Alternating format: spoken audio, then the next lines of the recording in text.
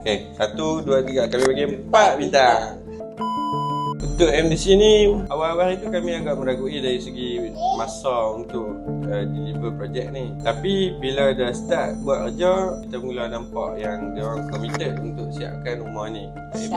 Sharp time bagi tahu 18 hari bulan. Sebelum 18 hari bulan, diorang dah ready dah. So, mereka trusted. Kita nyamuk saya. Satu berpuas hati lah kita kala ni. Kita tengok sebab habis siap semua, mereka cuci balik, bersih semua. Kalau nak tunggu saya buat memang tak larat lah. Tapi dia janji. Dia sekarang rasa macam tak mau keluar rumah. Suka juga dia rumah seronok. Rumah cantik. Okay, Mak suka orang mana? Berpuas hati lah tiga-tiga suka. Tiga.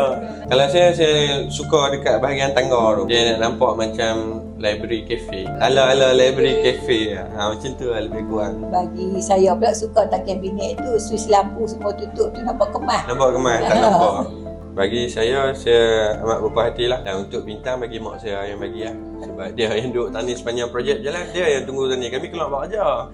Semua bagi orang bintang. 4 bintang lah. 4 bintang. 4 bintang tu pun tak cukup bagus. Untuk orang di luar sana, kalau ada cadangan plan untuk tambah baik kawasan rumah, tak kisah dalaman atau luaran, boleh contact MDC. Diorang trusted. Bagi tahu time ni deliver. Yang tu yang kita mahu nak ya. Kita tak mahu awal janji lain bila ada run lain jadi lah. Dengan MDC tak. MDC dia cakap time tu.